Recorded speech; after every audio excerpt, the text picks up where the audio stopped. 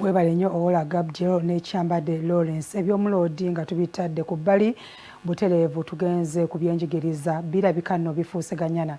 Minisita omubeezi w'ebyenjigiriza ebya waggulu Dr. John Chrysostom Muyingo bw'avuddeyo n'ategeeza nti nabo tebannaba kutegeera ddi abaana lwe bagenda kudda mu masomero, bw'atyo n'asaba abazadde mu kiseera kino bagira bayigiriza abaana baabwe eby'emikono basobole okubeera nga batambulira okwo okutuusa gavumenti lw'eneggulawo amasomero. Minisita omubeezi w'ebyenjigiriza ku matendekero aga waggulu Dr. John Chrysostom Muyingo atangazizza ku ky'okuggulawo amasomero n'ategeeza nti nabo obudde obutuufu we gayinza okuggulirawo tebabumanyi. Ono abadde akiikiridde minisita w'ebyenjigiriza era omukulembeze w'eggwanga Janet Kataha Museveni mu kufulumya ebyavudde mu kugezesa abantu abalina obukugu obw'enjawulo mu mirimu gy'omu mutwe ku kitebe kya Directorate of Industrial Training n'ategeeza nti ensonga z'okuggulawo zikyetaaga obudde.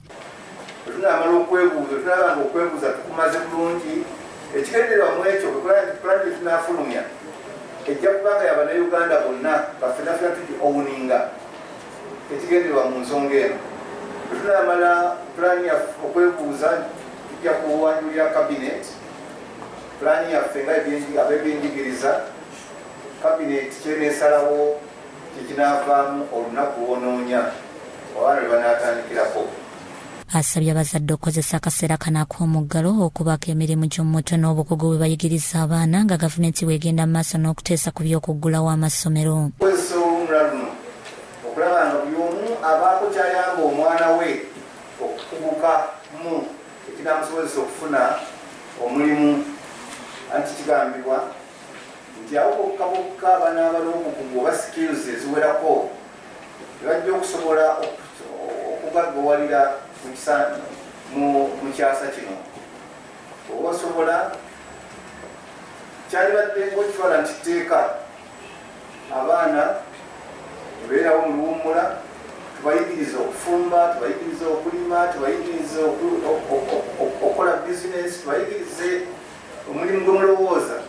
Mu bigezo ebifulumiziddwa biraze nti waliwo okugenda mu maaso naddala eri abo abaagezesebwa nga tebayingirangako wadde mu kibiina era okusinziira ku ssentebe w'olukiiko oluddukanya ekitongole kino era nga ye Katikkiro wa Busoga Joseph Muvawala asabye lifuuke etteeka buli muntu yenna akola omulimu gw'omu mutwe okuba n'ebbaluwa ekakasa okugezesebwa kw'obukugu bwe.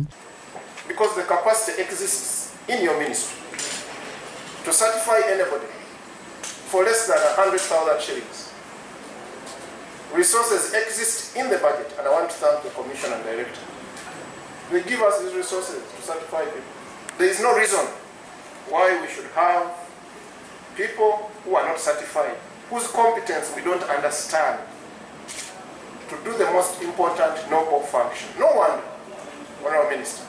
President Museveni yalagira amasomero ku mitendera gyonna okuggalwawo ng'ennaku z'omwezi 18 omwezi ogwokusatu nga mu kiseera kino entegeka egenda mu maaso yakubagulira TV ne radio ku byalo okubasobozesa okusomera ewaka. Bikusakiddwa Muhammad Wamala, Russell TV, Omunnyo.